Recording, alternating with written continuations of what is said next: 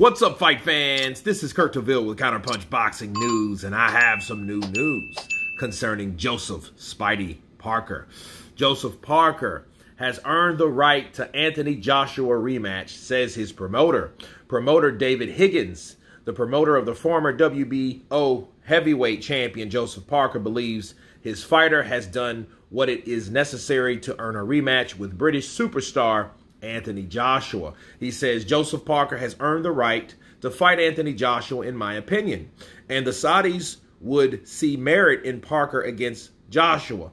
Parker's promoter David Higgins told Sky Sports, "It might not be next. There might be a bit more work to do, but I think that's what fight fans want to see. It's a merit-based fight." In terms of opponents, Joseph will fight anyone, and if you look at all the names on his resume, from Derek Chisora twice, Joe Joyce, Joshua Wilder, Dillian White, the list goes on, and he's still only 31 years of age, will fight Anthony Joshua in a heartbeat. Everyone knows Joseph will fight him next, but I'm not sure that's an option. We'll obviously look at any option and see what comes forward.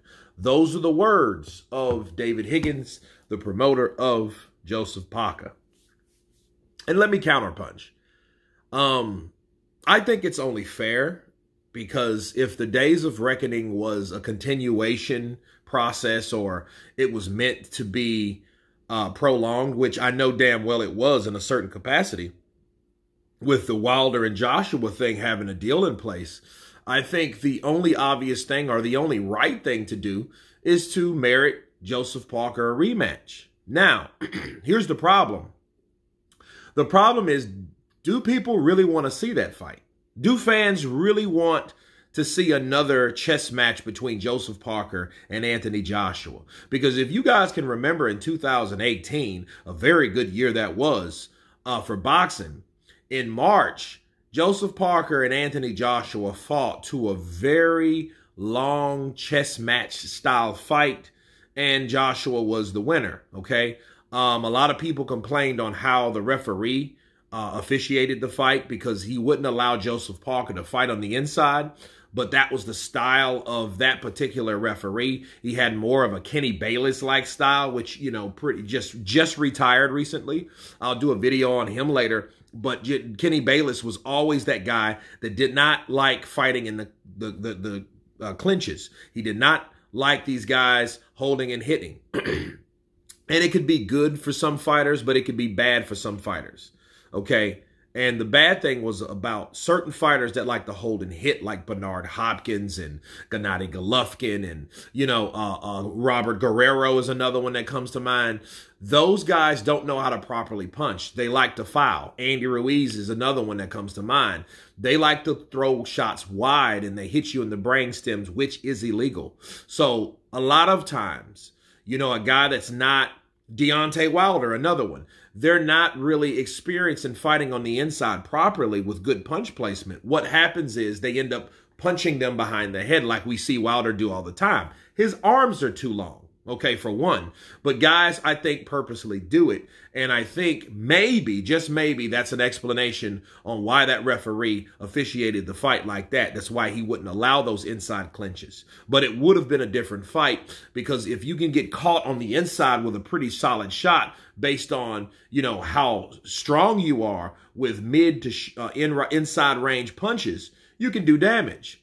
But Joseph Parker wasn't allowed that damage. So the question would be, how would that fight change if Joseph Parker was allowed to do what he's supposed to do? Would we have a different winner? Would we have a different outcome? Would we have a cut? Would we have some knockdowns? Did somebody get wobbly? You know, we didn't see any of that in the first fight.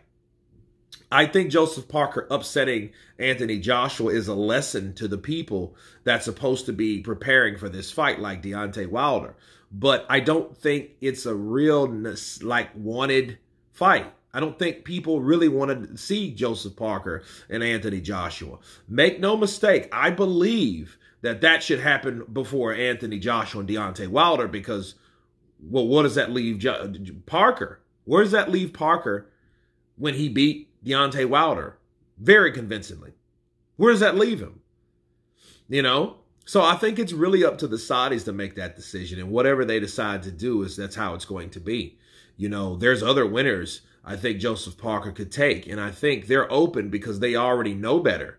Mr. Higgins and his fighter Parker, they know that a fight with Anthony Joshua is not likely right now because Joshua's stock, believe it or not, has risen a lot more than Parker's stock. His stock has risen, but it's more like a shock stock upside, not a, oh man, he's the best ever. No, a lot of people are looking at Deontay Wilder as not very good versus praising Joseph Parker for doing what he did. So a lot of that, they're blaming Wilder for his lack of performance versus the game plan and the discipline that Joseph Parker put together with his team. Okay, and I think because of that reason, we probably won't see a rematch between Parker and Anthony Joshua. However, I think he did deserve a shot at Anthony Joshua, but I don't think that fight is likely because I don't think that fight is really that marketable right now. But anyway, you guys tell me what you think of Team Parker stating that Joseph Parker has earned the right to fight Anthony Joshua once again.